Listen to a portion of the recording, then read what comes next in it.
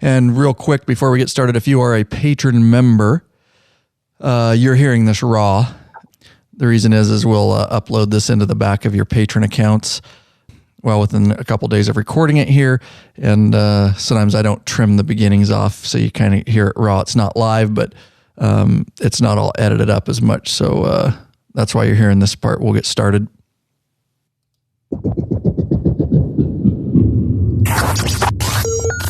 And now, straight from the Law-Abiding Biker Media Studio, out of sunny Yakima, Washington, we bring you another episode of the number one listen to motorcycle podcast.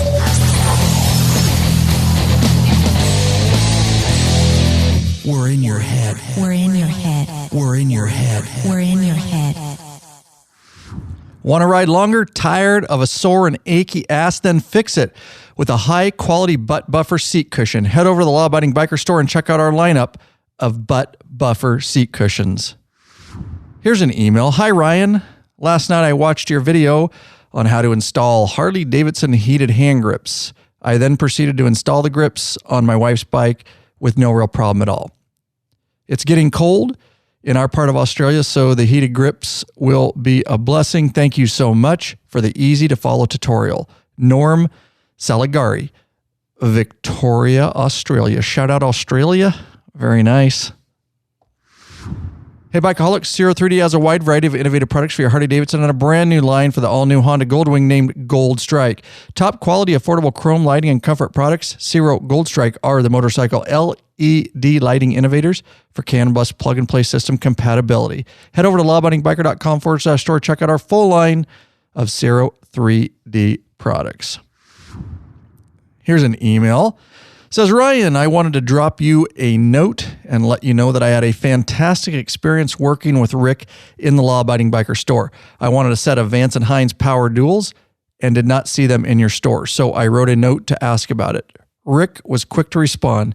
He gave me a quote and explained the current supply situation at Vance & Hines. He was very clear and open about how long it may take and explained everything well. I was impressed and placed the order because I like to support small and local businesses. To our surprise, the pipes shipped early. The pipes are on and they make my street cannons sound awesome. Thank you both for a fantastic experience. Kip. Thank you, Kip. And that was a little bit of an older email, but I wanted to read it because Rick and Goat down there really take care of people. And I just wanted to remind you all that we are... that was when we were going direct through Vance & Hines, and that we didn't always work so well because they would sell to distributors first. Anyways, that's all been resolved as of well earlier this year when we became, we got some dealerships, and so we have access to all the Vance & Hines stuff. If you don't see it in our store, we're still working on trying to list everything in the store. It takes a lot of time, so we're limited on what we actually have listed, but if you want to support us, you want a good deal, you guys know how to get a hold of us, lawabidingbiker.com/contact, or just head over to the store. There's a contact button, and let us know what you want, and we can certainly get our hands on it for you and get it shipped out to you. All right.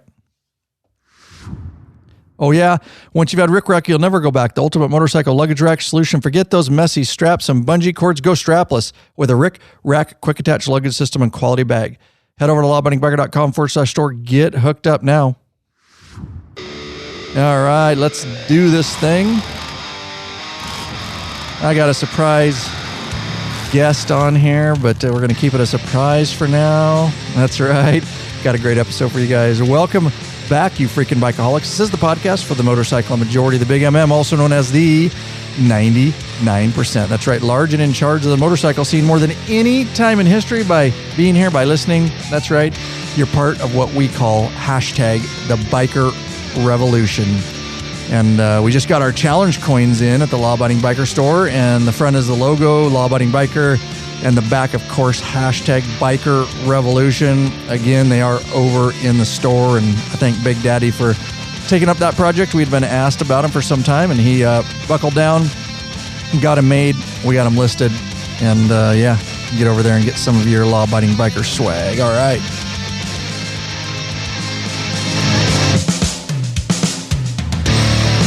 All right, me and my secret guest do have just one question for you. What are you waiting for, Bikeaholics? Mount up. Let us take you on another wild-ass ride. There you go, guys. Ryan Erlacher here, your host of the Law Abiding Biker Podcast, and of course, your high-tech redneck. All right, a couple of housekeeping things real quick. I do have a guest and our main topic today. We've got a couple different things we want to talk about. I'll introduce him in a minute. He's been introduced before because it's his second appearance on this podcast, but what we're going to talk about, he's a bit younger than me, and so he wants to get on here, and we want to talk about the ideal Harley models and experience in 2021 for a younger generation. We all know Harley's going through a lot of changes, as is the motorcycle industry, and so we thought it'd be cool to get on here and kind of talk, what some younger people are looking for, and what we think Harley could do well going into 2021 and what that ideal experience looks like. So we got that. I got a free video to announce here in a second, but of course we love our sponsors up front. That's right. But these are also, the following are also sponsors, direct sponsors that make this podcast happen, make the YouTube channel happen.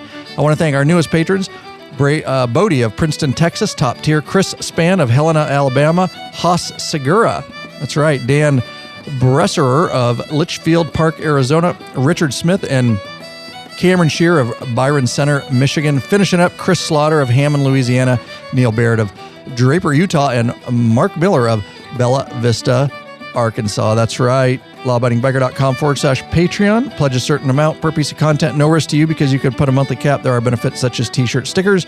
Of course, you can get in that awesome private Facebook group, which my guest is in there along with all you awesome patrons. Quite a community in there, and you can get access to podcasts early like this one. You're going to get it months if you're a patron member, months, like 3 months probably before everybody else gets it. And of course, our top tier access to our premium videos up on request, and still ramp it up here because we are recording this. If you're hearing it as the regular podcast, we are actually recording it here at the end in November of 2020. All right. Last quick announcement, and we'll dive right into our main episode here. I always announce a new free video. This one is titled, I Rode to Sturgis with These Motorcycle Shoes, the Reacts Fulton. And a lot of you were waiting for my shoe videos. I'm going to have another shoe video. I'm testing another pair, but that video did fairly well. And we sold, it's got affiliate links to Revzilla, and every shoe video I've done, I'm pretty stoked about that. I've sold Revzilla out. And so they're trying to get more stock in. I work directly with them, and they're always surprised. I actually asked them before I did it, like, do you guys have enough stock? Because people kind of get mad.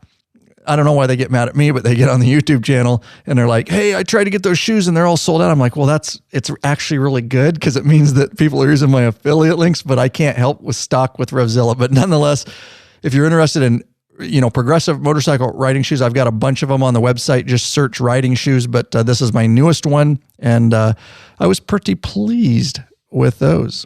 All right, here's the mystery guest, Michael Rubinson of New Jersey. He's over there in New Jersey, and welcome, Michael. Thanks for coming on. Yeah, no problem. It's fun to be back. It feels like definitely feels like it's been a half a year over since I talked, because I'm sure everyone else is having a very interesting 2020 so far, to say the least. So it's fun to feel like a little bit of normalcy getting back into motorcycle odd content and getting my head stuck in that for a couple hours. Yeah. Yeah, well said.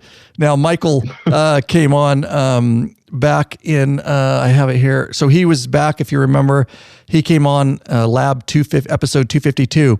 And that one was titled Harley-Davidson Efforts to Draw a Younger Generation. And that was a fun conversation. And Michael got a hold of me again, and I really appreciate it. He's got some great ideas, and I think there's another idea I have listed somewhere that we had talked about. But nonetheless, like I've always said, guys, I've got the platform. We've got the platform here, and you guys know by now we try to integrate as much knowledge out there in the community as we can, because we don't even come close to knowing it all. We try to put out content, but if you have content that you want to do, you all know, just like Michael, he's not afraid to just get a hold of me and throw, spitball an idea. And I love hearing from the biker community and the different perspectives. And I know Biker Talk, I've been told by many, are some of the favorite episodes out there when we just chill out and talk bikers talking to bikers across the U.S., like from East Coast to West Coast right here, right? Yeah. 3-hour time difference, making sure our schedules lined up. So it's fun. And yeah, I mean, I had a good time talking, and it was cool seeing some guys in the patron group on Facebook. And as you said, it's a great spot for everyone to kind of share ideas and just get advice from. And, it was good seeing some feedback. Actually, Bob Sobel's from my area. He's in PA. I can't remember what town off the top of my head. But he actually sent me a message. I was like, yeah, that was pretty cool to, hear your opinion of it. So that's always nice to hear that, people do enjoy hearing from the others, not an other side, but a different side of, kind of the HD obsession I think that we all have, even though I don't have an HD yet. That's the kind of the funny part I always talk to my friends about. It's like, I have all these opinions about it, and most of them are good because I probably shop for them online at least once a week, but I don't have one yet. And it kind of goes into, I think, what we're going to talk about, right now, and a little bit what we talked about before. But they do kind of bust on me, like, you always talk about these damn things, you haven't bought one yet. Like, there's reasons for it. There's reasons. Yeah. So I think for me, it's going to be a fun conversation because this is something I talk about all the time with my buddies. So I think it'll be good. Good. I think so. Yeah, awesome. I'm stoked to have you on. Now, if you guys want to go back, I'm going to skip a lot of Michael's history and background because we covered that in episode 252. So go back and check that out if you want to get to know him a bit better and what he's about. Today, we're going to dive a little bit more just right into the subject. So there you go. So what's on your mind here? You hit me up and let's do it. Yeah. So it was funny. I was thinking about this, I guess one of the times I've thought about this topic, because I think I told you I was out riding with my buddy Christian, who I mentioned in the last podcast, and he has a 2015 Fat Bob, and I think it's an awesome bike. It's the Dyna frame. I'm a Dyna obsessed guy. I want to have a low rider as the fun hop around bike at some point. So I always talk to him about, I've probably pushed him to buy more parts for that bike than he wanted to. I'm trying to talk him to do a cam upgrade, even though it's not my money. So yeah, nice. That's what we try and do. And we were riding around just kind of talking about, although, different bikes we're seeing on the road. I think this was a few weeks ago. And it was one of the times he'd asked me, he's like, well, if you were going to buy, one or two, like, what are kind of your ideal models right now? Just like, what would you look at? What would you want to buy, if you have the money right now? And it was kind of a weird question, because I think my default answer is, like a Dyna lowrider and, a road glide, preferably, certain engine specs. I don't need to go into exactly what them are, but I always kind of get with this caveat where it's like, I can't figure out which one I want, and the money in my head kind of makes it hard because every guy wants to customize their bike. So then you wind up putting all these parts and you're putting time into it. And it's a commitment. That's kind of one of the big things I think that Harley has different than so many other brands, is that there really is a commitment that when you put the money down and you invest, I think is a key word for that, into that bike, you're going to make it your own, right? So as I was thinking about it, I'm like, I just haven't seen enough of a shift that I think is what my generation's way of shopping for anything is, whether it's a car, whether it's a computer, whether it's, a TV, anything like that. Whereas a lot of people my age, and myself included, a lot of ways, we want kind of a complete package, right? Out of the box. It's the best value for money. It's, if I spend it's like $500 on Vizio TV, I want to know that it can hit all my needs perfectly, even if I'm compromising on certain specific details.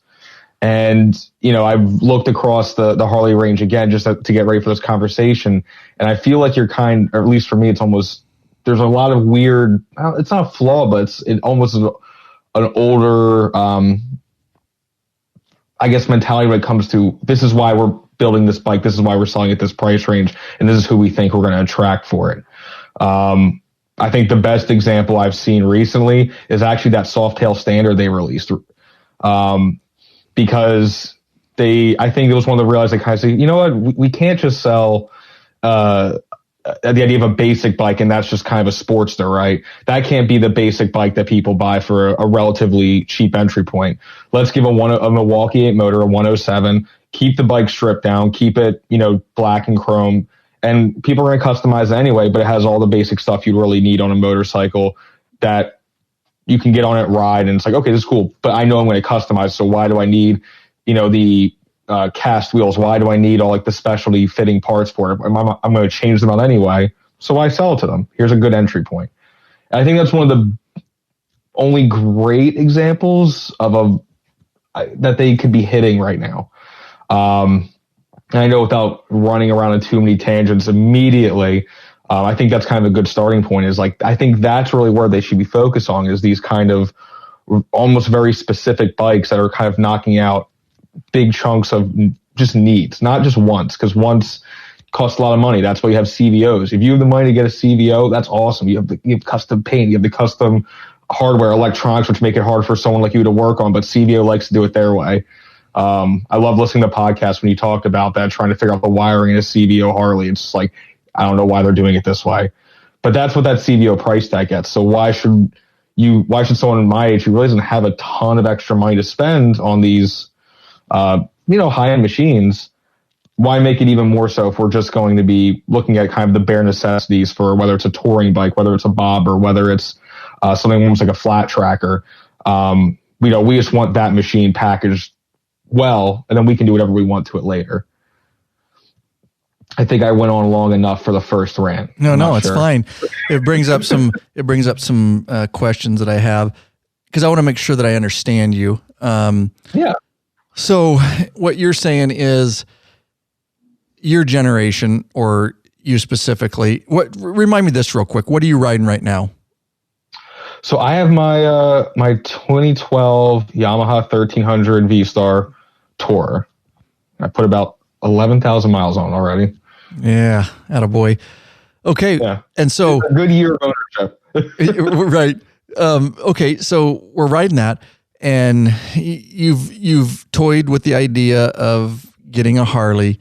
There's some things holding you back. I think we discussed some of those in the last episode too. You've hit on a few of them here. Are you saying that you want more of a Harley to put out a bike that is ready to go and it doesn't need necessarily any mods, or am I misunderstanding? It's not just a mod in general. It's so here's an example. So like my V-Star compared to another Harley that I really love. Like, I'm a huge Road King fan. I love Road Kings. I've always loved the way they look. It's a great looking bike. And that's kind of what this little 1300 V-Star is. It's kind of just like a metric 1300cc style Road King. It has hard saddlebags. It comes with a windscreen on it, a comfortable seat, board. So it's very much that type of motorcycle. Difference is, I was able to pick this V-Star very cheap. I did some work to it. It's mine. But if I'm looking at, let's say, where I think Road Kings right now, they're about like 18,000, 19,000 MSRP for like a base vivid black one. If you look at a motorcycle like that, to me at least, and I know, there's obviously a big quality difference in a lot of these bikes, but if I'm looking at like an $18,000 motorcycle, like a Road King, which I'm going to use for like light touring, that's what most of these bikes are used for. Why cannot that $18,000 price range, or maybe even less if it's just less accessories? Can I buy like a stripped down Road King when it doesn't have the Harley bags on it from the factory? If I'm just going to put extended ones on it later, if I'm going to do, something like what I have, which is a leather wrapped hard bag. If I know I'm going to change that later, or something like a handlebar. I think almost every Road King I see, except for one of our friends, they all put like a 10 or 12 inch ape hanger on it almost immediately after buying it. Because it's just, if you're on tour, it's more comfortable for most people. But I think that it seems that a lot of the models that people want for that type of purpose, it's kind of hard to obtain those at these price ranges. I don't really know a small softtail motorcycle, which you can buy for, let's say, the $13,000 to $15,000 price range, that you can really jump on and do any light touring on out of the factory. I wouldn't do it on a street bob, wouldn't do it on the standard. And that's, if I'm going to then have to forcibly pay multiple $1,000s or more just for that ability to tour, and I still have to put, the handlebars, which are more comfortable, and I still have to do these other things. It's a huge investment already to get the stock bike, which I'm going to rip parts off of anyway. Which is why, like I said, starting is the Softail standard, I think, is kind of the right idea, where they're saying people customize Softails. They're going to turn this into a chopper or a bob or whatever. Why are we going to put all like the fancy gauge cluster on it? We'll put the simple one on it. They might put a different one on. We're going to make it as simple as humanly possible, because we know that these parts get ripped off anyway. I know that they do offer, there's 3 different packages for that standard. There's like a touring pack, there's a performance pack, there's something else. So they give someone out of the factory the ability to spec this bike from the start in order to do whatever they want. Or you spend the 12, 13 grand and you have your Softail. You can do whatever you want to it. And you're not worried about all the expensive, nicer parts that you're taking off the thing. Maybe you'll sell them on Facebook Marketplace. Maybe you won't. Maybe they're going to sit in a box in your garage for 5 years until you finally get rid of them. And I know a lot of people, actually my buddy Christian, he's now looking at getting a touring motorcycle because I've rode him so damn much this year. And that Fat Bob is not great for touring with its little drag bars and the seating position. And, he was looking online. He's like, I can't touch like the Road King I think I want for, let's say 11, 12 grand on the used market. And it's someone else's customized bike. Now I'd rather get a new one, but it's twice the, it's just like, I think there's that, that's that trouble factor that if you're going to spend this big chunk of money on one of these motorcycles, and you're still then looking at, I'm putting multiple $1,000s into it afterwards to customize it. Are you going to get a warranty? You've talked about it at length. Well, if you're going to get a warranty, now you're limited to what parts you can really put on that bike as far as the motor. And it's not that it's a waste of money, because obviously you're customizing it, you're making it your own, which is awesome. But it's kind of like that high investment dollar point to then still have to throw more money just to make it fit you. Unless, if you have the money, it's awesome. You don't have to worry about it. Then my points kind of become invalid when you have all the extra money. It's great, but not many people who are 28 and younger have that ability, but they still want to have that Harley build quality and, the motor, the Milwaukee motors and all that, instead of having to buy a 5-year-old, hopefully someone took care of it motorcycle to at least fit in their budget. I'm tracking, and it brings up some, and I got some good questions, I think, that to make sure I'm understanding. Then maybe we can talk about some possible, solutions and things we can think about. But that'll get me going on some questions here. Let's do this real quick. Hey, Bikeaholics! Searching for new and exciting motorcycle products? Zero 3D has the products you dream about for your bike. Check out their wide variety of innovative products for Harley-Davidson and Honda Goldwing motorcycles. Zero 3D's got your back with chrome and black parts lighting and other comfort products. No modifying, cutting, grinding, or welding for an easy installation. That equals less time installing, more time riding. Zero 3D has a design team of riders with over 40 years experience with a passion for design and innovation. Zero Gold Strike are the motorcycle LED lighting innovators for CAN bus plug-and-play system compatibility. They pride themselves on great customer service.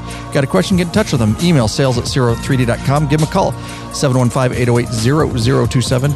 Check out your local Harley or Honda dealership and ask for Zero or Gold Strike parts. A new leader has emerged, so check out Zero 3D's custom line of Gold Strike products for the all-new Honda Goldwings. Better yet, help support us. Head over to lawabidingbiker.com/store. Check out our full line of Zero 3D products. All right, so is it fair to say that from what I'm hearing you say, is I'm looking at on Harley's site here at the Softail standard.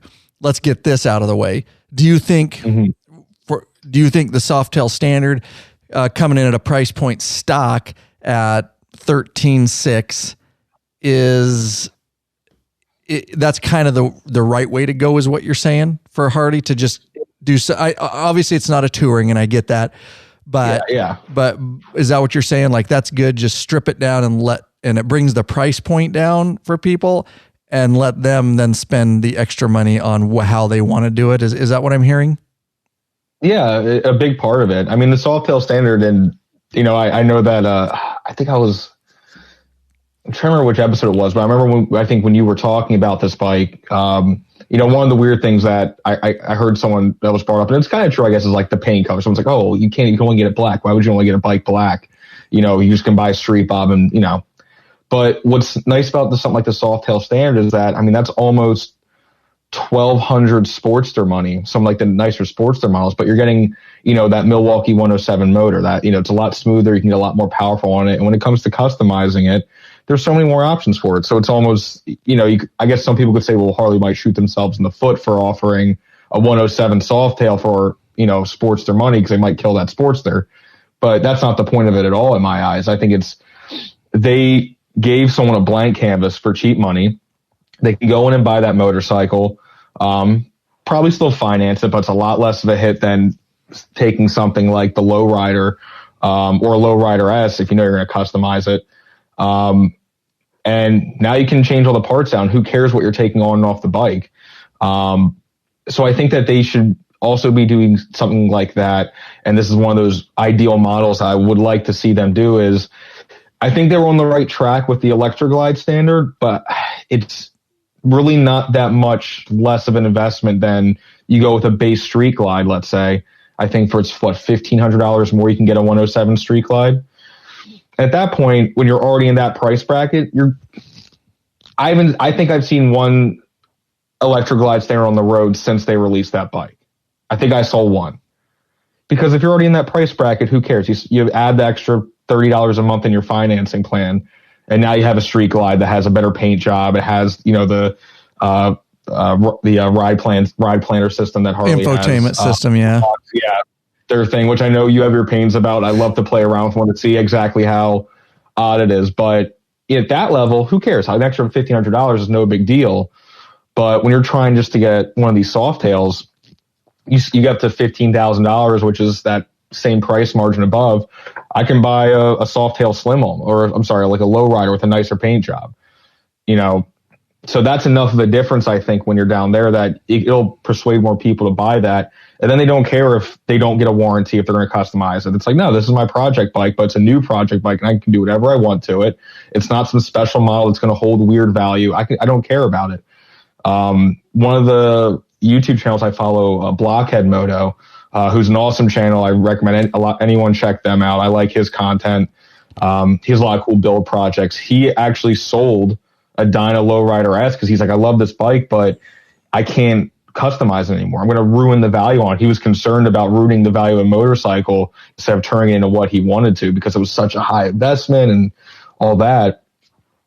But you buy, one of these like little standard models, who cares? There's no weird thing with it. You rip it apart, you put a new tank on it, you can put, whatever cam, it doesn't matter. So I think that with a lot of what they're doing, there's got to be a way they can bring out a touring frame motorcycle, just a 107 motor on it, doesn't have to be a 114, and get it near that $16,000 price range. Knock it down a couple extra bucks that someone who thinks they only have Softail money, but they really want to get something they can put miles on, they can now jump into that, and who cares what they're going to do with it. I think a lot of people that I've talked to now, because I've shared, your podcast with them. And, one thing was the warranty. Like one of our friends has a brand new 107 motor Fat Bob. And he was thinking about doing a lot more work to it. And I was almost like, if you paid for the warranty, the extended warranty on it, and unless you want to potentially throw away your money, you really can't. You can't put the newer cam or exhaust on it. He wants a different Vance and Hines set of pipes on it. It's like, you really can't do that. But he spent all this money. He's like, I didn't even know I could do this. And now he cares about it. And I think there's a conflict with that. And bring it to someone in my income bracket I want obviously one of these bikes. I love Harleys and been wanting one for years. It makes it harder for me knowing that, I'd want to, put a couple, dollars in parts on these things, but am I really going to spend $15,000, $16,000 on a motorcycle that I'm just from what I want? I then have to put more money into immediately, which I don't have. So I'm going to ride around a brand new motorcycle. I can't afford the parts I want on it. I'm concerned about, what I'm going to do with everything. It's a really weird conundrum I think a lot of people have, which is why I think this kind of out of the box, almost like cheap and cheerful method, for lack of a better term, is really what is going to get more riders into it.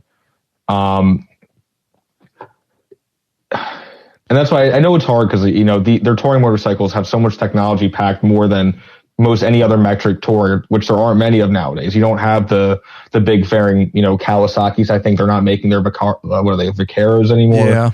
I don't think Yamaha. Oh no, Yamaha has the Venture out now. That's really like a Goldwing equivalent bike.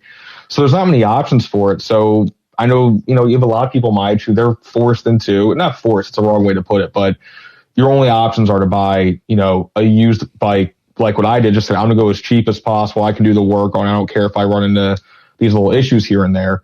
You're kind of pigeonholed into that, or you're just buying a used Harley and, learn how to work on it or pay the dealership to work on it. That's kind of your options. Where I would feel much more comfortable investing in one of the bikes if I knew I wasn't, I guess, wasting some of that money, which is a lot for someone like me, if that makes sense. I know wasting money isn't the right word for it. I'm having trouble finding the right word for that idea of ripping brand new parts like that are actually worth money, Yeah, no, I think I think everybody's tracking with that. So tell me this, if we take it back to buying your Yamaha, was it more of what you're describing? Did you do a lot to it, or what's the deal there? Or did you just kind of leave it the way it is? No, when I bought it, I knew pretty much immediately I was going to have to swap some parts out for it. There's mechanical things I had to do to it first. But I knew there was going to be new bars on it. I was going to put a different seat on it. I was going to, I'm still trying to find a better set of floorboards I like for it. The market isn't great for Yamaha parts. And I think if anyone in the group that has had one past knows that their OEM market is about just as, if not more expensive than Harley to try and get factory parts, or even the factory upgrade parts. But I pretty much knew going into it, that's like, all right, well, I paid very little money for this. And that kind of gives me the ability to invest my money into the parts I like for it, like the ECU flash I'm going to be doing to it. It's the exhaust system. It's the air cleaner. It's the really nice seat with the backrest I have, which makes riding so much better than that OEM crappy seat they threw on it, which is garbage. The bars, and it's not going anything crazy as far as like I have a custom chopper. It's just for touring, I try and sneak out and knock out a couple hours of riding straight, do 250 miles in a day if I can. So it's just more so I know I have to put these parts on this bike in order to make it just suitable to do that. It's nothing, extravagant, but I knew I was going to have to. And, that's one of the things that I know someone, he has a 2011 Softail Deluxe. And he had the stock seat on it when he first bought it. I was like, you're going to take that seat off once we start riding. And I'm like, he's like, I don't know what. He's like, why? It's pretty common. I'm like, wait till we do a 100-mile day on it. That's all I'm going to say. And I finally got him out on a loop, came back. He's like, damn, this seat's really bad. I didn't realize it was this rough. I'm like, oh, you're riding it now. It's an OEM seat. And he didn't know he was going to have to spend, I think he got a Mustang seat for, whatever, it's $400 for the Mustang seat. And he had no idea he was going to put that money just to ride the bike now the way he wanted to. Or more the way he wanted to, I should say. And I think that's kind of the difference I see nowadays with my friends who are my age and just the way we buy things unrelated to motorcycles. But, I said TVs, not many of my friends are spending, $2,000 to get a really nice LG flat screen TV. We don't have it, but, we can get the $700 Vizio that does mostly everything that the LG can, maybe not as well, but for what we need it to do, which is watch the football games, occasionally, put on Netflix, something like that. It does all that. And we're not having to throw the money in. And who cares if, it's not that ultra high end stuff. Now, am I saying that Harley needs to make a Vizio type motorcycle? No, by no means. That would be sacrilegious in my eyes. But I think that's the shift in the mentality that a lot of people my age have, where it's, we brought it before where it's, we're having student loans to pay for. We're on like a subscription based life now. Everything you have now is a subscription. You have a monthly budget for everything. My Adobe Photoshop that I use, or the whole Creative Cloud, used to pay $300, $400 for the suite. I'm now on a subscription. Everything's a monthly cost now. So that's how you have to budget things. It's not saving up a whole chunk of money to lay down. It's all right. Well, it's X amount of dollars per month and we're going to make this work. which is why I think those high dollar items just aren't as feasible until you get to a certain income bracket. That doesn't matter. You know, you can do whatever you want then, but until that point hits, it's really hard to, I think, justify some of these bikes, which I love. I mean, I'm looking at the model page now, and it's, you know, it's like eye candy. I love the way the new Lowrider S looks, personally. I know some people are torn on the Dyna thing, but that's a motorcycle I would love to have. But am I going to break my bank open to spend 18 grand plus all the upgrades I want for it? Hell no. There's other things I got to pay for right now. But when I spend maybe 13 grand on that Softail standard, then put a cam on it, then put an exhaust on it, kind of build it into a little one, and for now, that's more reasonable. Yeah, that Softail standard, that's a cool little bike, and you know, there's so many parts for that thing. You can just look at it and go, you just strip it down as soon as you get it, and there you can do anything you want with that bike. So I definitely get where you're coming with something like that. You can customize the heck out of it. Now on your Yamaha, so you went with the Yamaha, but it still needed things. And so I'm just comparing it to, I'm trying to put it together here, because we're saying you have to do that with Harley too, but you got to do that with the Yamaha. Now, in defense, the Yamaha's main price point is a lot cheaper, but it's built different, right? Yeah, I mean, it's, I think one of the things, then, you know, it is a big debate thing. I know it's not kind of like asking someone what motor oil do they use for their motorcycle, but I mean, this Yamaha I bought it. I've had it for, it's now just about a year right now. I've put 11,000 miles on it. And when I had to change mechanical things, it was that the person who had it before me, they kept it outside underneath the cover, but there was a lot of things that just kind of had to get cosmetically rehabbed on it, just so it didn't look like it was rusting away, right? But what I paid for that bike, the only equivalent Harley I could have bought for that price range would have been a Sportster, like a 1200 Sportster. I might have been able to grab an early 2000s Softail.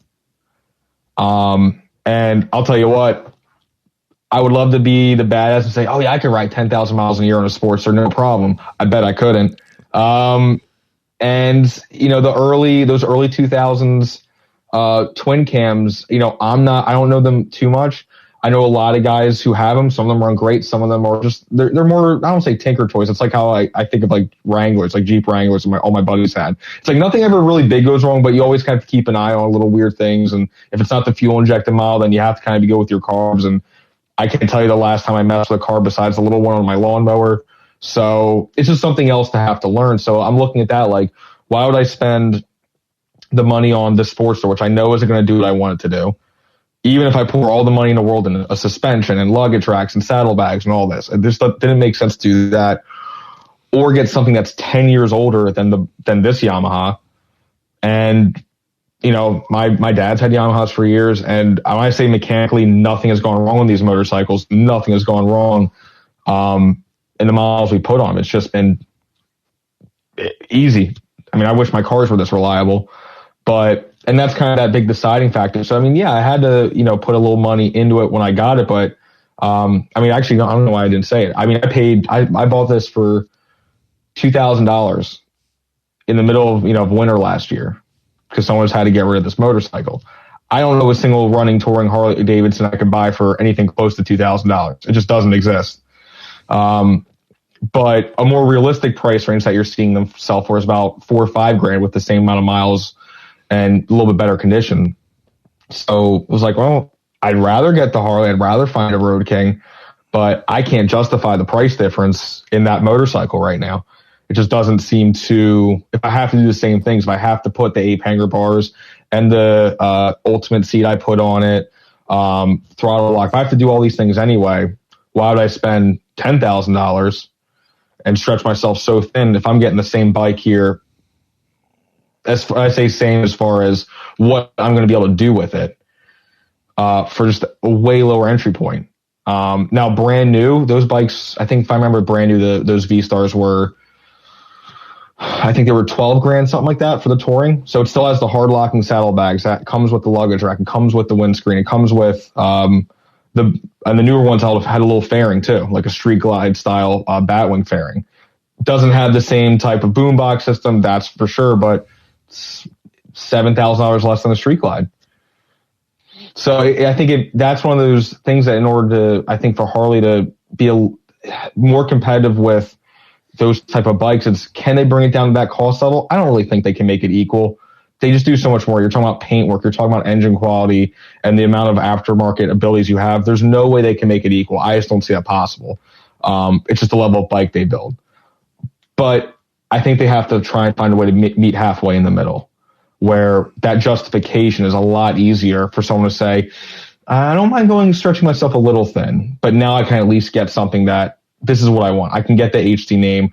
I can cover, for me, let's say a touring need, or if someone like the Indian Scout, like those new Scouts, they're about 1,200 Sportster money, and you're making 90 horsepower. You're making, I forget, it was like 80 foot-pounds of torque I saw a dyno rating on. It's just a way, just faster, more powerful bike out of the box. And does it sound like a Sportster with those Evo motors? No, absolutely not. But it's hard to justify if you're going to get a 1,200 Sporty, or you're looking at these Indian Scouts. Indian kind of has that value market completely beat him in one sense. Obviously, aesthetics are, everyone has opinions on that, so I'm not going to go into which bike looks better or not. I think some of the Harleys look, the new Iron 1200, the way those things look, that slightly retro style. But once again, it's a big money thing. I think people nowadays, that's, even though you want these dream machines and you want the crazy paint jobs and two-tone work and color matched, everything like that, it's just, that's not, I don't see many people stretching themselves for that anymore. All right. So sorry, I cut you off. We got a little delay. No, I'm rambling. I think last time I said it, I can start rambling for a while. So it's good to kind of say, okay, no, we got to ask questions. No, I love it.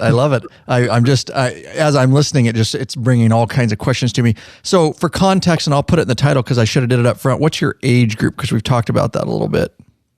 Yeah. So, I'm 28, but most of the guys I ride with are between 30 and 23. Okay, good. That helps. That'll give and I'll put it in the title. I'll just put your age so that people know, because I should have asked it up front. So let's do I've got some serious questions for you to go on that, and I think it'll broaden the conversation a little bit. So let me do this real quick. Ride longer and treat your ass with some respect already, bikeaholics. Get hooked up with a premium butt buffer seat cushion. This company of bikers developed a super thin hospital-grade seat cushion made of solid and elastic materials, and it's unlike gel pads that will leak if punctured. They'll also freeze. The butt buffer is designed not to slide around on your seat. Fits all motorcycles, installs in seconds, easily cleans, and helps to dampen vibrations. Helps with that lower back pain. With plenty of models to choose from, they assure you'll have a comfortable ass when riding. Head over to the Law Abiding Biker Store and check out our full line of butt buffer seat cushions. So riddle me this, Michael. So what would you say if it, from the kind of the problems and your age group of it really, and I get a lot of comments on some of my videos I've done on the happenings of Harley. Thousands of comments. And one of them is exactly what you're talking about. It's price point.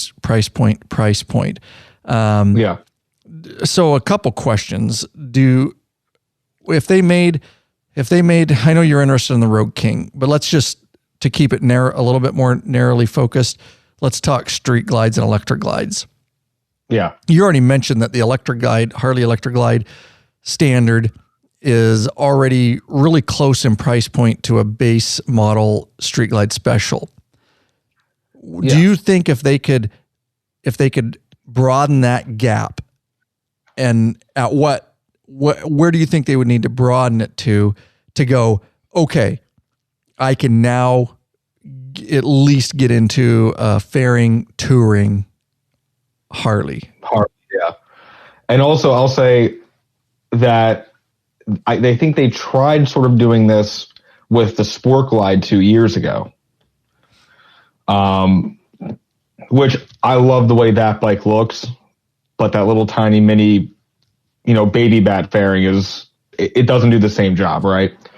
So on Harley's website, I'm seeing Electro Glide Standard starting at $19,000, right? Street Glide, base Street Glide, you're looking at 20, we'll call it 22. So it's actually $3,000 price difference. I think that price actually went up a little bit, I think, since that Electro Glide Standard came. So that is so right now it's okay. That's a $3,000 difference, which is a good gap. But if I remember correctly, and I'm going to double check this so I don't misspeak, is on that Electro Glide Standard, you still have to option the ABS brakes, I think, right? Yes, right. So I think with that, you're pretty much getting right up to $20,000 just to get ABS brakes on a touring bike, which seems kind of crazy to me, but we'll go off of that. That was talked about in different podcasts. I feel like with something like that, because one of the things I remember talking to my buddy Christian about it, and it was brought up on the Electric Ride Standard podcast that you guys did, is that if you're gonna take that bike, and obviously you're not putting the electronics. I don't think many people are gonna try to add a retrofitted boombox system in that. If anything, they might put one of the the Panasonic, if they might try to retrofit that in. So you're just looking at just something with a fairing on it, with a 107 motor and hard bags. Awesome. I think if they brought that price point down to closer to 17, I'd say more like 17.5. So top of the line soft tail money. Because I think you're going to put most people, once again, with the standard seat, it's going to be a different seat. You're probably going to put the different bars on to raise them up for touring. I don't know many people who would keep those on for longer distance. Things such as extended foot pegs for guys who are taller than me, a luggage rack. So these are all things you're going to do to it. And at that point, I think too many people are going to justify just spending the money on a Street Glide, saying, all right, well, I'll figure out the rest of the parts later. I don't think many people my age are going to spend $22,000 on a Street Glide basic one. But I think they need to drop that down, let's say to, like I said, I would say 17.5-ish, closer to high-end soft-tail money, because that's really where that enticing factor is. That's something that people are going to buy. And, maybe Harley will even sell more of their Screaming Eagle or their aftermarket parts. If they're saying, hey, we can get you into, here's a touring bike that you can buy, so you don't have to buy, the Heritage Classic, I think it is. That they're trying to say it's pretty much a different style road king, because it's just a windscreen bike with hard bags. That's at least that's how I look at it. It's a retro looking road king to my eyes. I know it's a different frame, but they can say, if you want a touring bike and you really can't stretch out to get that Street Glide, here's a high-end soft tail money motorcycle. It has everything basic you'll need to go on your trips. You'll have the hard bags, you'll have the fairing, which is going to protect you from the wind. We can get you just that better solo seat on and stuff like that, but this will do everything that Street Glide will do as far as mechanically taking you on that trip. Is it going to have the candy paid? Of course not, but that's not what you're paying for. You're paying just to get that ability. And I think that little difference will entice people to get it enough. It's like I said, it's like the Sawtail where they have that priced. That's just above high-end Sportster money. So someone may be looking at a Sportster and think, oh, well, I'll get the 1200 and I can do some work to it. They might see that Sawtail and say, wait, well, if I get the 107, then I don't have to do all the crazy engine work and I can go plenty fast. I can put a little bit of money into it. And I can really make it mine, but right out of the box, I have what I would consider a much better bike for a lot of purposes right here. Like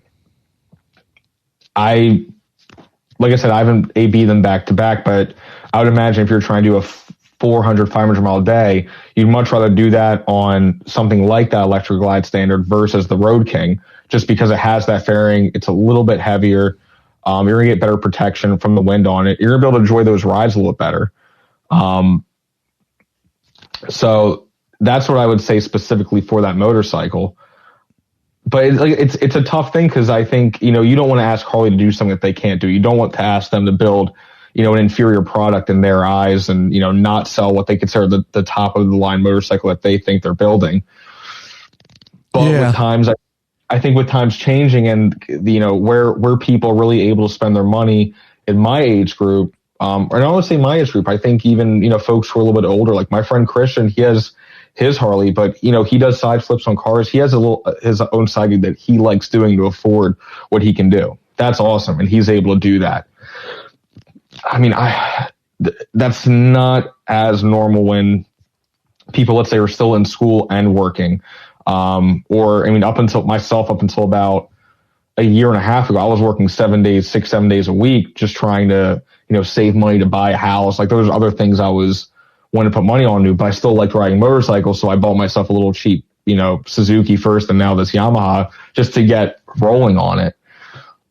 And I think their Harley's in a really tough bind because as much as I want to say, oh yeah, sell a electric glide standard for $17,000, I think you'll attract more buyers into that market, or keep making more bikes like the Softail standard where you're going to get people my age in. Can they really afford to do that in today's time immediately? I mean, are they in a financial spot to do that? I think them pulling out, I know we might talk about later, but them pulling out of racing, I think that's also a big financial burden on them that they're just trying to alleviate. Research and development on racing, that's a ton of money. I mean, it's not F1 money, but it's still a ton of money that they're probably just trying to keep back on their, sales production. And it's hard to do. I mean, there's a reason why their bikes have cost as much as they do for a while. They know they're making a high-end product, but I think we're at a point now where what people who are becoming new buyers, who are trying to get into the Harley brand, what they're able to really buy and what they're able to afford as far as brand new is a lot lower than, let's say, 10, 15 years ago. I think where people are a lot more willing to get in the brand and spend a ton of money on a bike, finance it for 8 years, and who cares? So it's kind of, we're kind of asking them to make this really hard shift that who knows if they really can make. But they really need to get that younger generation bought into, this is why we ride Harleys. This is why you want to be part of us, because we make the best products, and we make the best products for whatever you want, not just what we want to build, but for what you want. Yeah. And I think the new CEO, Jochen Zeitz, is clearly, if you follow some of the stuff that's going on, it's a lot of what you're saying. Obviously going to take time, but they are pulling out of, we may get to that or not, factory backed racing type stuff. And they are pulling out of a lot of the markets around the world. India, huge, they're still going to sell some Hardys there, but through independent like dealers so he's definitely reeling things in, realizing that the way they've ran for so many years is probably not going to work anymore. And part of that, yes, Harley, they make good bikes and we like them for specific reasons. And there's Indian too. A lot of guys like Indian, and that's cool too. They make a great bike. But I think Harley just has been making so much money hand over fist for so many years that they're clearly gouging. I'm sorry, I know it's a premium product, but they're clearly also, their profit margins are through the roof. And as a company, they're going to have to, they got investors, they got so much stuff and so many people that want money out of the company that it kind of puts them they've kind of put themselves in a little bind over the years, as far as I'm concerned.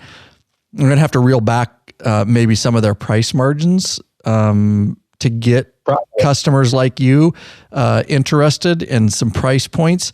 They could always, depending on what happens with the economy, raise those back up later, but, slowly, or, like some companies do. But right now, they need to sell bikes. And I think he's making a lot of good moves as far as that goes. And I definitely get, I don't know, obviously, what it costs to manufacture and to run a company like that. Obviously, it goes without saying. But it certainly, if they could shave, I agree with you, shave some money off that electric glide, especially. I agree that it could get people into that touring, and you can sell it as, like you say, as is. This is the basic entry line to get your knees You can ride cross country on it just like you can a street glide or a road glide, but you could also, over the next 5 years, you can upgrade it. And we have a lot of parts for it. And next year you can plan on doing the exhaust, and then the next, or whatever that looks like. The other interesting thing I'm looking at here is, it is a question I have coming up for you, but I don't want to get into that part yet, is that, there's not a lot to choose from in the market. If you're looking for Harley, if you like Harley, or let's just say Indian, okay? And I know there's a lot of gold wingers that listen to this podcast, and you ride a Yamaha, and I think the Goldwing is a great bike. I don't have anything bad to say about the Goldwing, except it doesn't fit my style. That doesn't mean it's not a good bike. The thing's awesome. It's like riding a sofa down. I think the Harleys are just as good as touring bikes. That's just my opinion, but I don't have any problem if you're a Goldwinger. I think that's awesome. And they're super good bikes, and will take you all across the country. So it really it's like and then you got Indian and Harley, and that's a whole looks thing to me, because they're both solid bikes, both solid motors. But interesting thing is, I'm looking at the websites here.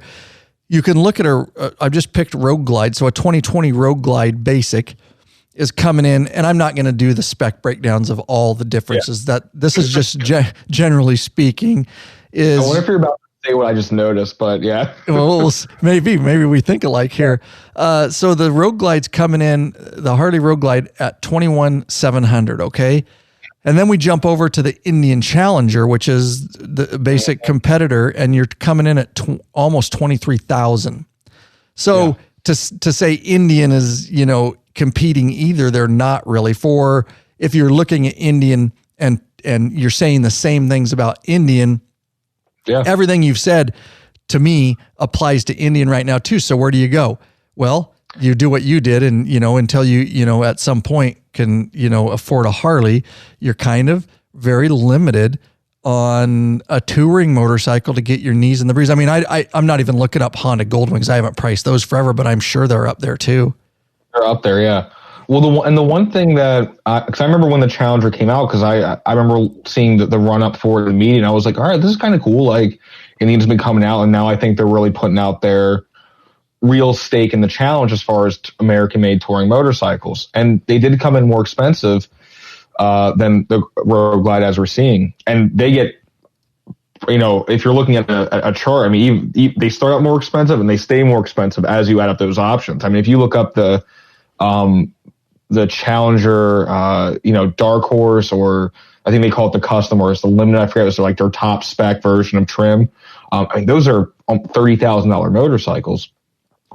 The only thing I say about the Indian, and this is kind of, in one sense, it is subjective, but it's something that I think you can qualify for the price difference, is that as far as the motors in them, I mean, I think it's what do they have? It's like it's a 106, I think, is in the Challenger. I think the base one. Yeah, I think you're right. I'm looking. Is that what it is? The Power Stroke.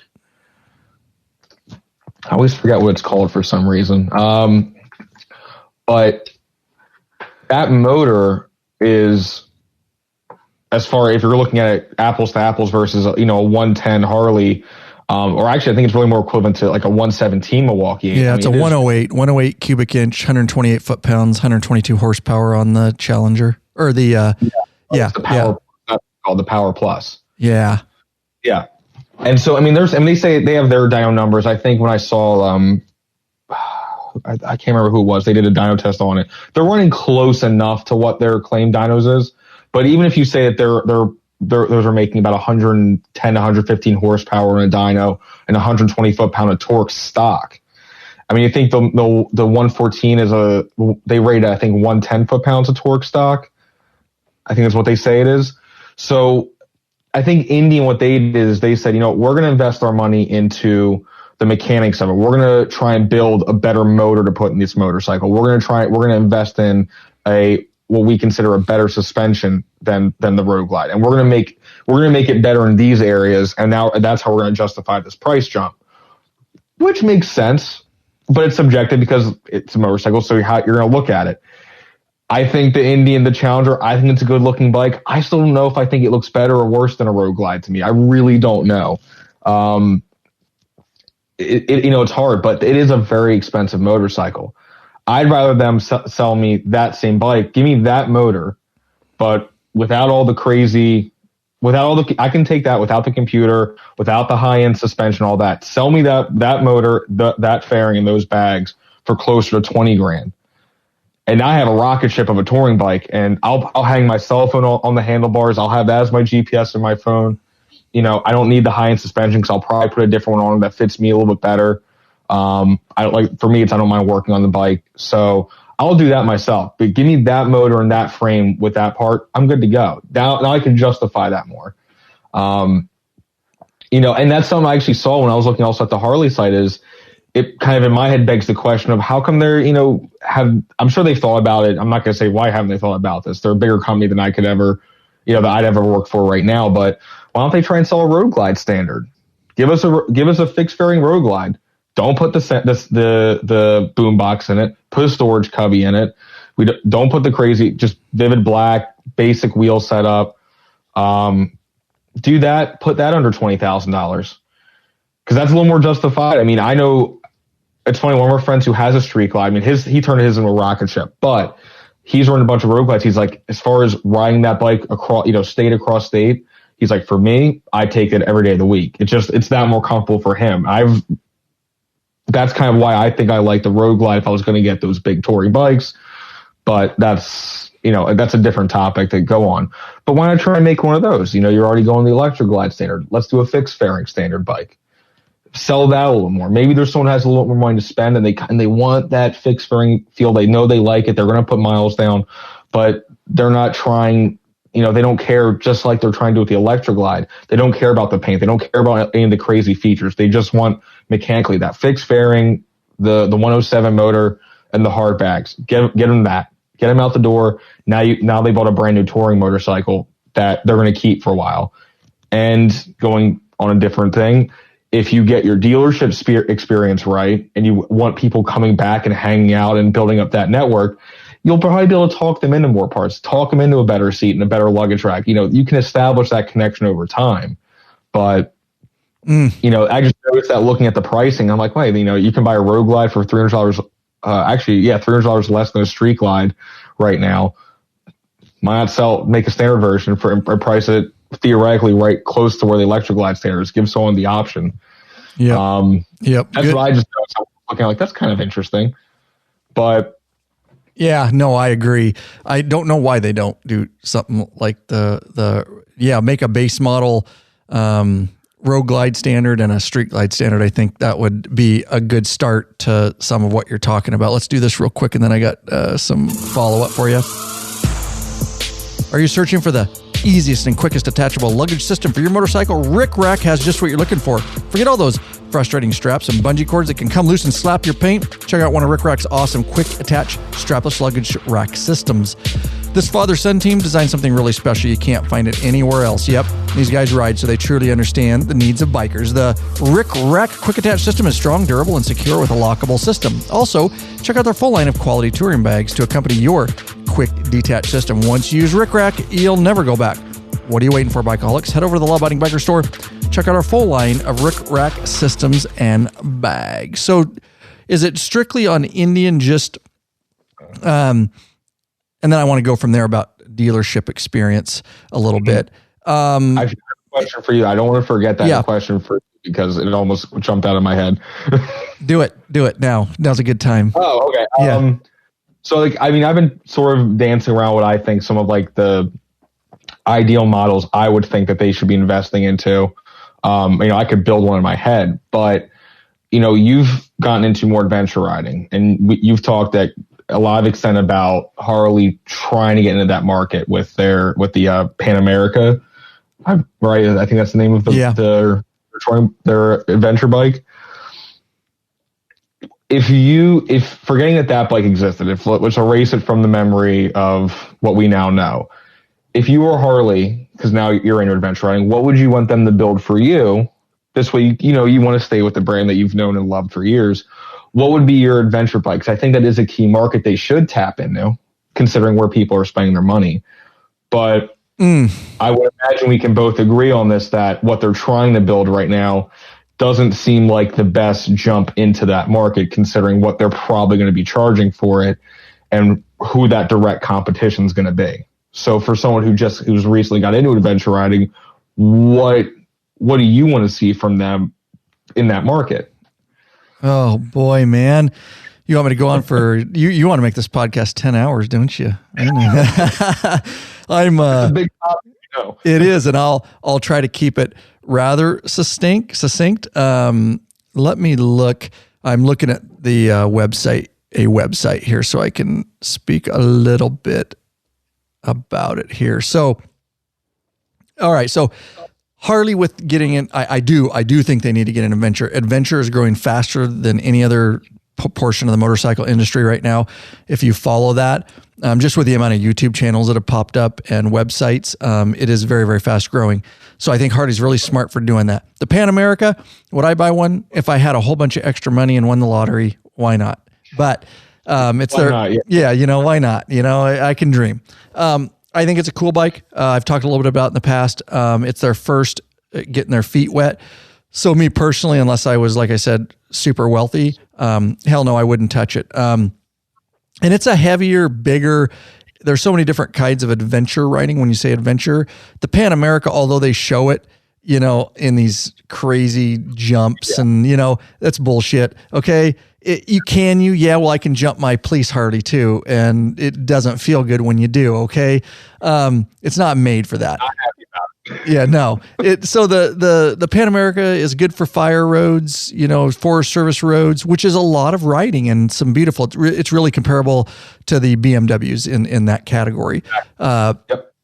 But I think what would excite me is if Harley expands on that, and you got to get the first one out. It's kind of like their first electric bike. It's going to be a kind of a bomb of a bike.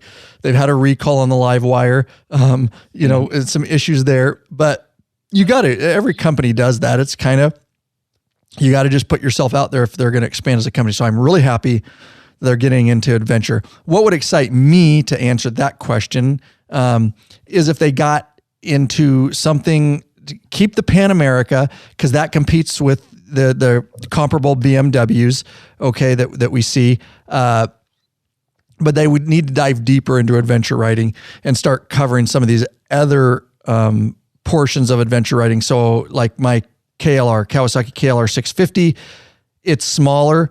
It can ride on the road and you can ride far. It's not super, super comfortable, but it'll do fire roads, it'll do Forest Service, and it'll do single track. You can do a lot more aggressive riding on a KLR 650, which is why I got it, because a lot of stuff we have around here is a lot more trail riding and some single track or just a little bit wider than single track and more aggressive hill climbing and stuff like that. And the Pan America just not made for that. It's heavy. Right. The KLR can be said heavy for what it is too, but so what would excite me is if they started chasing KTM a little bit, like the Adventure or the Adventure series, the 790s and that kind of, yeah.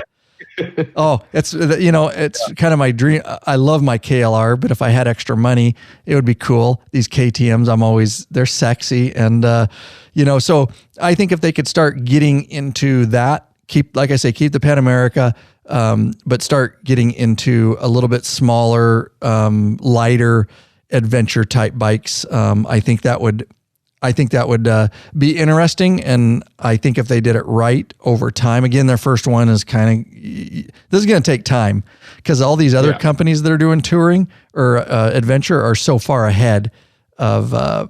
They've been doing it for years. Yeah. So I hope that kind of answered that question. We're just specifically talking about adventure, right? Yeah, I mean, because I also think when they first launched, the Pan America idea, and they brought the Bronx out. I think that was this little street fighter. When they brought those out, I looked at that. I was like, okay, a street fighter bike from Harley. All right, I see it. That's a good idea. That's also a popular way for them to tap into. And when I saw the Pan America, I was like you said, great. They're getting into that market because it's booming.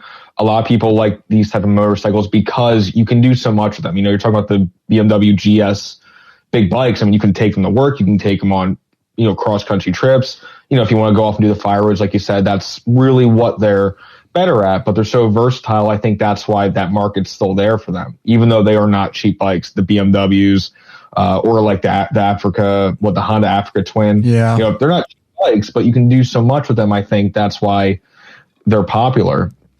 I was almost more surprised when Harley announced the Pan America. I'm looking at the page right now because it's like they immediately jumped for that top tier, top dollar crown.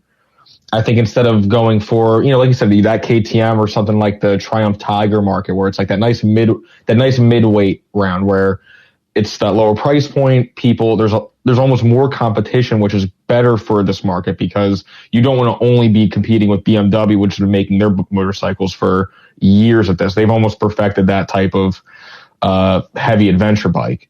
So I was surprised when they did that, and I don't think there's been no price updates as what they think they're going to charge for this thing, but I'd imagine it's not going to be super cheap. Yeah. If I had to guess, I can't imagine it being less than, you know, $17,000-$18,000. I'd be shocked if it was less than that. Which are you really going to take something that looks like that with like your nice Harley paint jobs? You're really going to take that on fire roads and beat the crap out of it, you know? But yeah, I was kind of shocked that shocked is the right word, but I was surprised that that's the avenue they decided to jump on to get into the market instead of, you know, doing something a little bit, you know, a little bit more lower end. They didn't have to put all the investment into trying to compete with the GS 1200s, whatever their engine capacity is now, or something like the Africa Twin. But yeah, it was kind of weird. I mean, I think going off this, because I don't think you see it too much in motorcycles, but do you think, as someone who's owned Harleys for a long time, do you think there's something to be said for them maybe partnering almost with another manufacturer, kind of like how car manufacturers will do, to build, you know, almost like a world bike? Like if they partnered, let's say with, I'll just say Yamaha, and they take, you know, their little DRZ platform bike, and they say, all right, we'll take that platform. You know, we might do a couple changes on it, make it more of a Harley. We'll sell it for $1,500 more, $2,000 more, but we'll partner with you and, you know, put our twist on it. But this way we don't have to invest all the time into reinventing our own motorcycle. I mean, do you think that's something that they could maybe do to help get them into these markets? Or is that sacrilegious that, you know, to... Yeah, I can sum that up as that I think that only because I don't care. I don't necessarily say that it's a bad idea at all. I mean, you do what you got to do to survive is the mindset that I come from. But I think that they probably won't do that. Harley's always done kind of their own thing, which is interesting, a little bit of an interesting point that you bring up, because recently, with their motorcycles, you see them start to expand, but recently, which we're not going to get to it, and that's fine. Recently they've partnered, they're making electric bicycles, right? We'll briefly discuss it. But they're partnering, those aren't their electric bicycles. They're partnering with other brand. Yeah. So with what I just said, I could be totally wrong. Maybe they are getting now into where we, for years, Harley's always been like, we're the best, kiss our ass. We do what we do. Nobody touches us. And maybe that through some of their struggles here, they broke down, which is a ridiculous ego, by the way. I don't agree with that ego.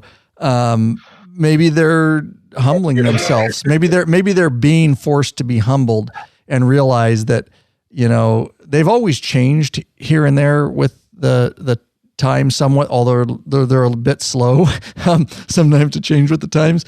Maybe they are. Maybe that's their first, with these electric bicycles and stuff, that they're going to branch out and, maybe work with some other companies. But it's an interesting question. Yeah, for sure. Yeah. I guess I just think it's weird because I even for me, saying everything I've said over the past, hour, I guess, is would I want to see Harley partner? It's kind of a weird thing because it is nice knowing that they've been making bikes the way they want to, design the way they wanted to for so long. And that's a great marquee thing to say that you've done. But in the same breath, when you're kind of in this weird change that they're going through right now, where the market's changing a lot on them, I think that the guaranteed market of buyers that they had for 40 years, they're not there as much anymore. Not that they shouldn't be building bikes for them, because that is something that I've heard people talk about, where it's, Harley shouldn't forget about that demographic that is, older than me, but has been loyal for years and is willing to spend the money on the specials and the CVOs. And, they have no problem doing that. There's no restrictions on them. I can't remember which bike it was specifically that, you guys were talking about but you brought up the point that when they started rolling out those special models recently and they're all blacked out, and which I personally like the look of that, but a lot of guys are like, no, I don't want blackout. I want candy paint. I want chrome. I want, it's important that they don't forget that, because there is still enough buyers that they can afford those bikes. And, it's funny seeing you go into any Harley forum, and, you've said it's like one of the worst places you can go to sometimes, but it's funny to go to. That, there's all these love-hate things that people do, but yet some will still say that, they hate the way Harley's building a motorcycle. Now, they don't think they look the way they or sound the way they do, but they just spent, 30 grand on a CVO Road King, a year ago, and they love that bike. It's like that weird paradox that they're still a really loyal group of buyers who they don't care what they're doing. They're going to spend the money on those bikes. So, that's why I said earlier, it's like Harley is in this really weird place where they need to, funnel efforts to getting, people in my age group. And it's really more so in the financial range of, we don't have that expendable income, especially when we're already tapped as far as every little thing per month. I mean, I have a clothing subscription. You know what I mean? This thing called Stitch Fix. I have a clothing subscription. I pay money every month to get clothes shipped to me because I don't know what the hell to buy. My girlfriend loves it, but it's the funniest thing. But that's where we're at now, and I think that they're having a really hard time tapping into that group of people, which is understandable. But like you said, if they want to keep going the way they want to, they have to find that way to entice people. Hey, like we want to get you into our motorcycles, whether it's the way we've traditionally been doing it, or we're going to bend and meet you halfway in the middle. But we're doing this with the mindset that we're really going to try to steer you back into these nice bikes, which they probably will if they do their job right. That's the whole thing. It's like you got to bait people in. People, I mean, I know the moment I get a Harley, I'm screwed. It's just what's going to happen. I already know it. But I know that about myself. So I think that's kind of where they should be putting their best effort is let's try and get someone in the door. Are we going to make a ton of money on a super standard Road Glide or Electra Glide or whatever? No, not really. But we just got someone in the door, and now we got them in as that lifelong customer, which we've been able to build our business for years on. That needs, in my opinion, needs to be their focus. Yeah, I agree. And as we wind down and finishing up here, I want to dive into this a little bit. One of the major comments that I have on, I've done some of the videos on the change of CEOs and stuff like that on YouTube, and got a plethora of comments. We can't even keep up with them. But one of the common themes I see, very common themes, is where Harley, I think, in my opinion, has failed for many, many years and continues to fail. And a lot of it was what I already talked about, is because they had so many years of we are king and you kiss our ass, and you'll be lucky if we sell you a bike, and you'll be lucky if we make enough for you to even buy it, because they may run out. And they just had this, this kind of thing that surrounded them, and people kind of accepted it. And I don't think that is the case anymore, not only with my generation, but it never was acceptable for me. But I think especially, I'll let you speak to it here in a moment, but your generation. And one of those, going back to those comments, that common theme is the dealerships are assholes. The salesmen are egotistical jerks. I'm not kidding. I have seen so many guys comment that they walked into a dealership to buy a new Harley and walked out because they didn't feel welcome. The salesmen were standoffish. They were assholes. They thought I was just going to come in and buy a bike. They didn't try to sell a bike to me. I think Harley has a systemic issue within its company with that sort of thing. If they, especially and even younger than your generation, I see it even with my daughter who's just about 16. Everything these days, to me, is about an experience. It's your biggest companies. It's brand loyalty. It's brand evangelists. It's about creating an experience and creating something that feels comfortable and where people feel welcome. You have to build a good product too. You can't sell shit. Okay. But the focus is the product is here. We built a good product. You can have the best product in the world these days, but unless you build a good experience around it and make people feel welcome and make people feel like they're part of something bigger than themselves and that they want to go out and promote your product or your service or your brand just because they appreciate what that brand does so much for them personally. I think Harley should just, internal training, like company-wide training, like, okay, bring in all the asshole, and I'm not saying they all are. I've known some very nice, because humans are humans. And even if, some of the guys are jerks, not all of them are. I've met some really nice salesmen that I've been friends with and stuff like that. So I don't certainly want to paint a broad brush, but with that amount of comments that I've got, it's certainly based on that is a systemic problem within Harley. So I just say Jochen Zeitz needs to gut that mentality. They need to do a whole internal mentality change. And that comes through just education and training within their company. Like, this is the old Harley.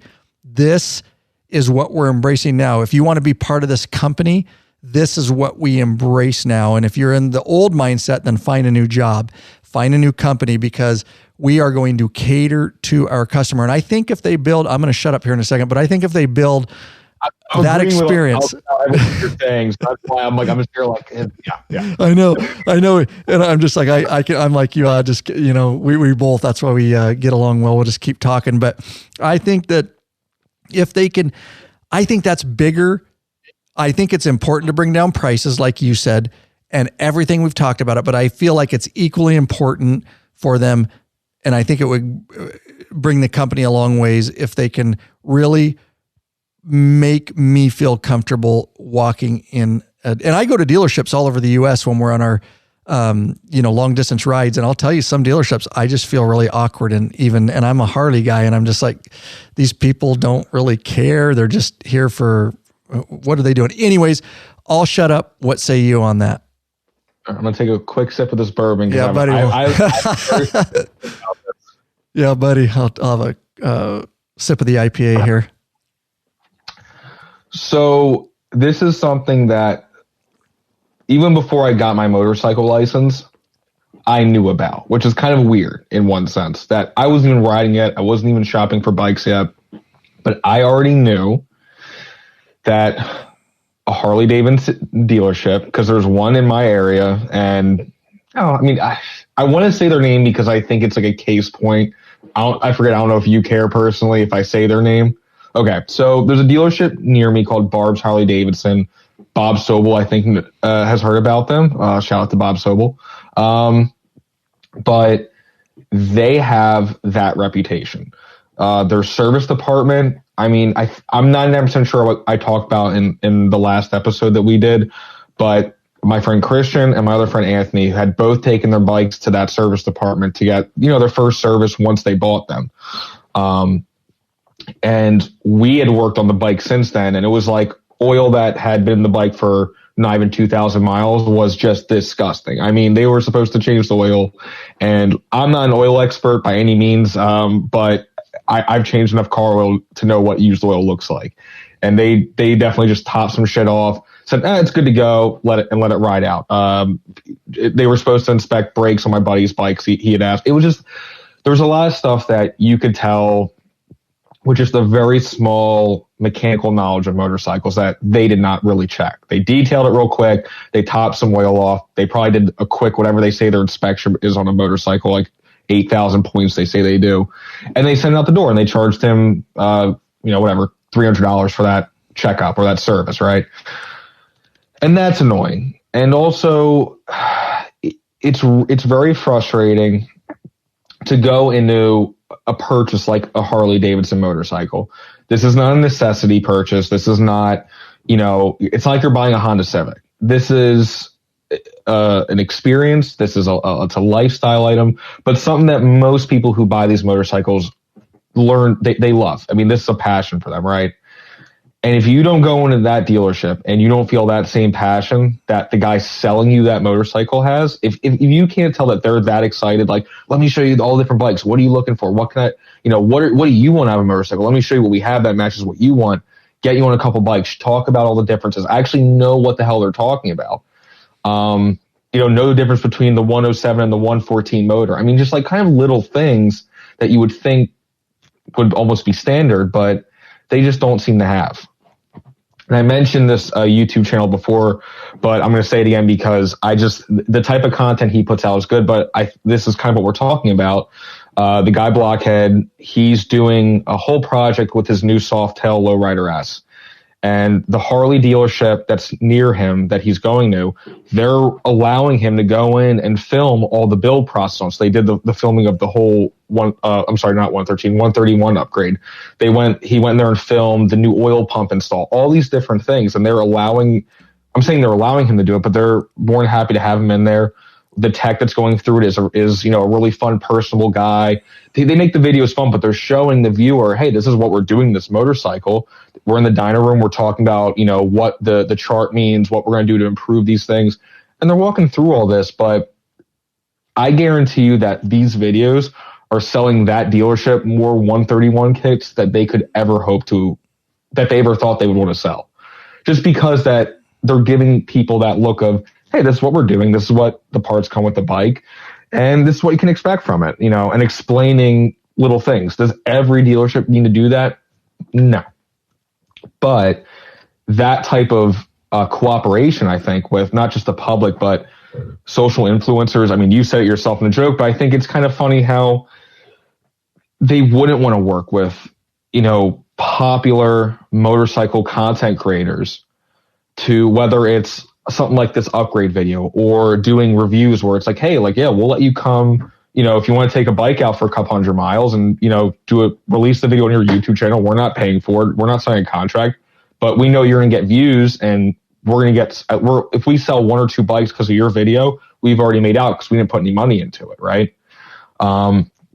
There's another content creator, Shade Tree Surge, and that guy's insane, but his videos are funny.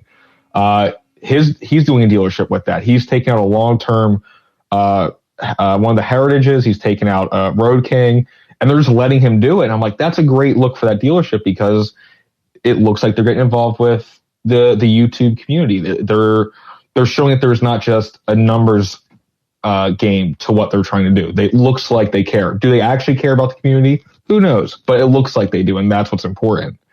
And I've had a big issue with that because it's not that their products are needed items. It's not like they're trying to sell something that everyone wants or needs. You're trying to get people in the door to spend money on something that they might put 100 miles in a year. I'm sure you might have known guys over the years who they'll buy a Harley and it barely gets run, but they have that Harley and they love it. They go in the garage, they start like, that thing sounds awesome. Yeah, we call them garage bikers. Yeah. Yeah. I mean, there's a, well, Christian's going to listen to this when it goes out, but we actually ran into a guy he's had a CVO Road King in his garage for years that he barely drives, but he loves that bike. It sits in the garage. He lets us hang out in his garage because we got rained on terribly coming home from Atlantic City. And we're just talking bikes, but he's had this Road King in there. He's like, I want to sell it. I love this bike. I don't want to get rid of it. And it's just sitting there. This is it's expensive motorcycle, but that's what they're trying to sell. And if you can't even walk in the door, someone come up, ask you, like, hey, like, are you checking out a bike? You're just kind of looking around. What's going on? Ask what they want ask you as the consumer, hey, Ryan, what are you looking for today? Are you looking for a new bike? Just kind of trying to price some stuff out and just genuinely take them through the process instead of we're like, oh, you're not going to buy a motorcycle? Well, the used department's over there. If you need anything, let me know. Right. That's a big problem. Yeah, it is. And, like I say, in the past, it was, the bikes sold themselves basically for so many years that the salesman. Because I wasn't thinking about motorcycles at that point. But I had heard that for a while that, you were pretty much waitlisted to buy Harley-Davidsons. You go in there, it's like, okay, I want, that Dyna Lowrider. They're like, all right, it'll be a year before you get it, have fun. Yeah, it's true. That was pretty much true, I guess. Yep. And if you wanted the color you wanted, they would, when Harleys were selling big, to get the color you wanted, they'd have to try to get it from another dealership, and they would trade and barter. And then some guys would have stuff on months on order that was supposed to be. And that's how, unfortunately, that's kind of how they got to the point where they're at, I think. So yeah, it's interesting. And I've taken some bikes out from my local dealership and done some videos. Heck, when they come out with the Milwaukee 8, I think that video has like a couple 100,000 views. But that was just me going and, asking them to take it and kind of telling them what I was doing. I'm just feeding off your point there. And I've said it in the past, so I'm not going to rehash it too much, but that's the problem is those other, I'm so busy. I wished I had more time to watch some of these other, YouTubers in my niche, but I'm so busy doing my own videos. But they, clearly that's a dealership thing. Because that's not company wide, and no, it's not, and it's just dumb. Dealerships, and they'll say it too. It's like Harley-Davidson is not sponsoring us doing what we're doing here. It's just Orlando Harley-Davidson, like they're letting me come in and do this stuff, which is crazy. Like you would think that Harley at some point, in the past couple years go, social media influencers, they're kind of a big deal. Maybe we should tap into this, or maybe give our dealerships a small stipend. Like, here's $100 a month. If there's an influencer that's in your area that meets certain criterias, you want them to come out and promote your stuff, here's $100. Help, buy them lunch a couple times, do something like that. Have them come out and help you out. Yeah, great idea. Oh, and they just seem ignorant to tap. It's like it's the weirdest thing. It really is, and I know I've talked about that in the past. It's just I've been talking about it for years. How they just refuse, like all other companies, to just embrace how powerful these platforms are like this, with a podcast like this alone, and then the YouTube channel on top of it. Commercial, right? Sorry, say that again. I was talking. But yet they'll pay for, a Jason Momoa celebrity to do a commercial, or they'll do a promotion for the Livewire. And I remember you talked about this. We talked about it last time, but when they did the Livewire, that movie, like the what was it? The Ewan McGregor. Oh yeah. Too long way up or something, or I should know more. It's like that's what you thought would sell this motorcycle, taking on a trip that no one's ever going to take it on, in circumstances no one could even do. Like, are you hiring battery charging trucks? Are you going to do that? No, of course you're not. It's just that's how the idea that's how they're investing their money to build their reputation. It's really weird. It just doesn't make sense because they're not tapping into actual trends. They're just, and I do this this is like my industry. So I work in, communications and social media and marketing. So it's like doubly frustrating for me because I put myself in the shoes of someone in their ad department. Like, what would I do in the situation? Right. And if someone came to me and said, all right, here's the idea. We're going to spend, I don't know, $5 million, and we're going to produce this short movie about the Livewire going on this cross-country trip. We're going to get Ewan McGregor to do it, and we're going to do, and I'll be sitting there, because for me, as someone who rides, I'm like, yeah, but the motorcycle can't do that. You can only, I think it's like a 70-mile range on the highway. It's like, so are we blind? They can do this trip. Is that, are we doing that type of deception and ads? Like, no. Like, we're going to bring trucks around. They're going to charge the batteries off. But that's not the point of this. If you want to do that type of movie about a Livewire, like, you should get I think you said this, like, get an influencer who lives in an urban environment, have them have that bike for a week or two and just document them driving around the cities and city suburbs and doing their normal driving. Like, that's more realistic. Someone can put themselves in that set of circumstances. It's like, oh, that's how you use the bike. Oh, I can see that. It's really nice. It's quiet. Whatever. So when I saw that, it's like, why would you do that? It's not genuine. I think that's the big thing. It's not genuine. That connection just doesn't exist. It's like this old way of advertising that it doesn't connect with viewers now. Like, we know when you're BSing us. I almost said a different word. We know when you're BSing us, so let's not go about that, because I can Google the range on the motorcycle and say, you're not taking that cross country. No one will ever do it. So that's what it annoys me, because professionally it's kind of what I do. So it's weird, but I think they're shooting themselves in the foot by prioritizing their money, which isn't that much nowadays as far as what they can spend. Like, that's what you're choosing to do with your money to promote. It's ineffective. And, I, without rehashing it 1,000 times, I don't know why they don't market themselves more as just genuine. Hey, we're going to give people in this influencer group, we're going to give them the voice. We're going to let them tell you about our products, because they're going to give you that better connection. And we're going to stay hands off. It's the best way to do it. Wow. I can't. Yeah. It's just, like you said, it's frustrating. It's weird. We don't know why they're doing it. And, maybe it'll change at some point. Who knows? Yep.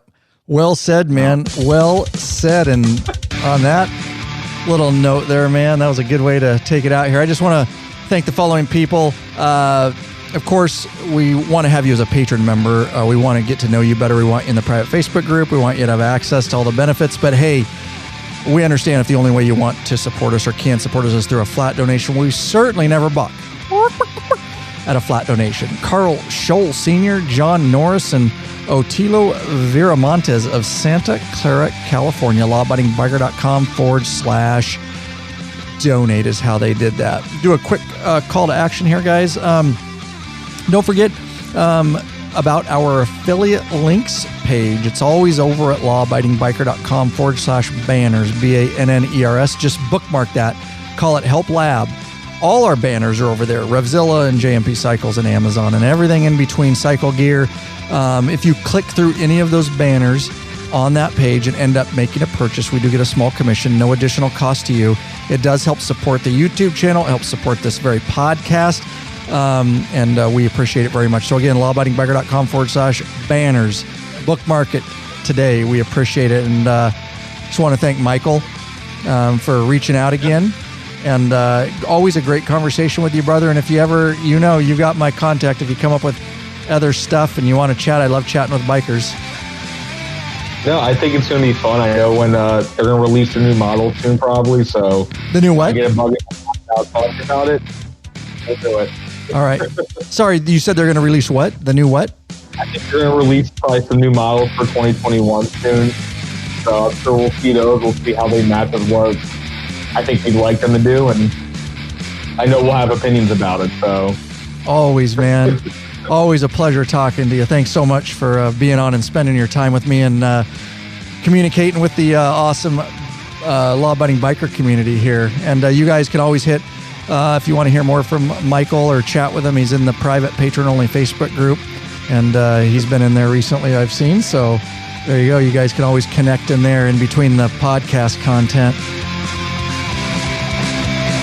Yeah, definitely feel free to reach out on that. I have no problem answering any opinions or just ranting about more Harley stuff, so please feel free to reach out. Yeah, buddy, that's what it's all about. Thanks, guys.